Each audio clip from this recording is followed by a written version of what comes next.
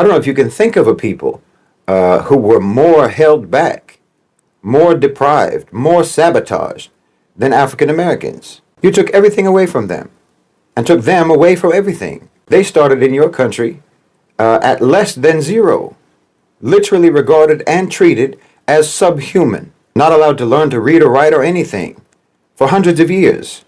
But you see, they come from a people of accomplishment to one degree or another, not a people of piracy and theft and appropriation.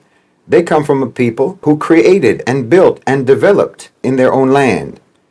And even though you did everything that you could possibly do to suppress them, to hold them down, to hold them back, and you're still doing that until today, nevertheless, I don't think anyone can dispute the fact that African Americans have become a global cultural superpower.